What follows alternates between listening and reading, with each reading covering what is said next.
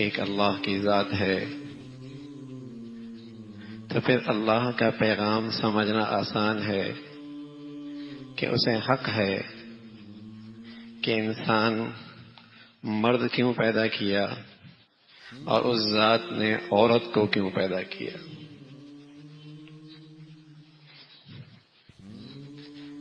جب اتنا مان لیا کہ وہ ذات خالق ہے تو پھر اسے حق ہے کہ تخلیق کا مقصد بھی بتا دے کہ مرد کیوں پیدا ہوا ہے، عورت کیوں پیدا ہوئی۔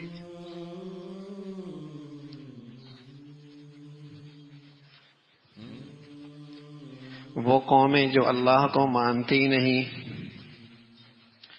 وہ مرد عورت کی زندگی کے معاملے میں آزاد ہیں،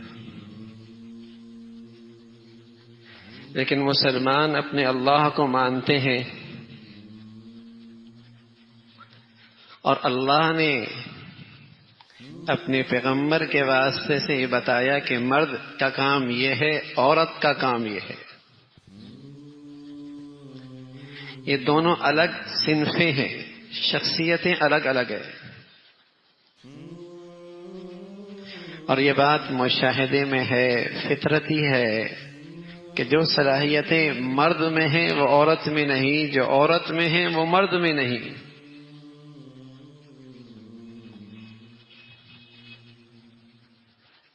جب دونوں کی صلاحیتیں علیحدہ علیحدہ ہیں تو اللہ نے اور اللہ کے رسول نے ان دونوں کا دائرہ کار بھی علیحدہ علیحدہ رکھا ہے۔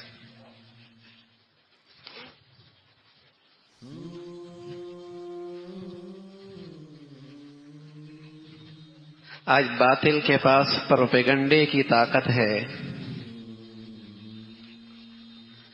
غلبہ اور قوت کا حصہ اس کے پاس ہے، تو بس اوقات مسلمان جو دینی صحبت سے محروم رہتا ہے اور قرآن کی تعلیمات سے دور ہو چکا ہے،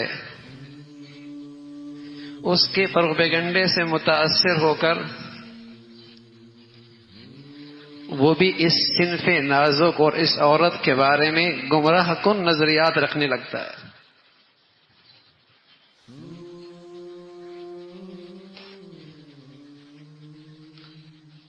اللہ نے مرد کی زندگی اس کا ایک دائرہ کار رکھا ہے، عورت کی زندگی وَقَرْنَ فِي بُيُوتِكُنَّ،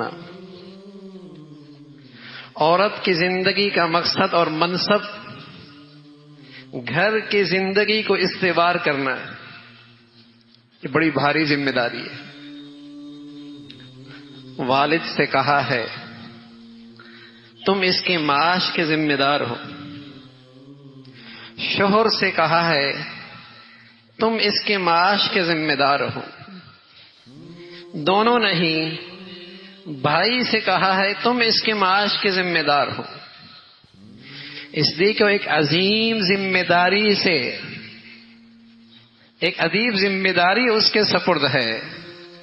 وَقَرْنَ فِي بُيُوتِكُنَّ، تم نے یہ گھر کی ذمہ داری نبھانی ہے۔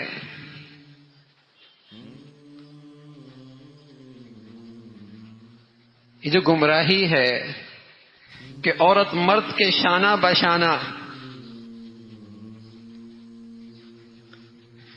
اگر مرد عورت شانہ بشانہ ہی چلنے ہوتے تو اللہ کو ان دونوں صنفوں میں تقسیم کرنے کی کیا ضرورت تھی؟ دونوں ایک جیسے پیدا کر دیتے۔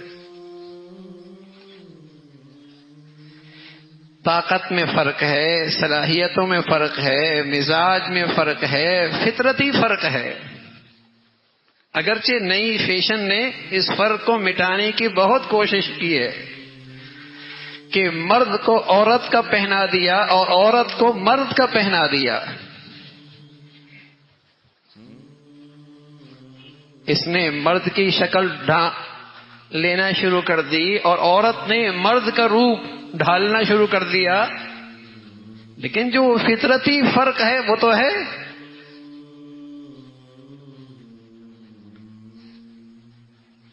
دونوں کی زندگی کا دائرہ کار الگ ہے. وقرن فی بیوتکن، جب قرآن اترا ہے تو اس وقت اس امت کی سب سے بڑی خواتین ہیں جن کی پاکیزگی اور طہارت کے کیا کہنے. امہات المؤمنین، اللہ کے نبی صلی اللہ علیہ وسلم کی ازواج، جہاں پاکیزگی انتہا پر ہے. عفر اور پاک دامنی روئے زمین پر ایسی کوئی مثال نہیں ہے. ان سے بھی کہا جا رہا وقرن فی بیوتکن، اور اس کے ذریعے ساری امت کے ماں بہن بیٹیوں کے لیے سبق ہے، پیغام ہے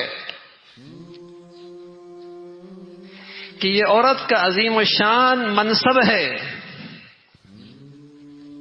گھریلو زندگی کو استوار کرنا.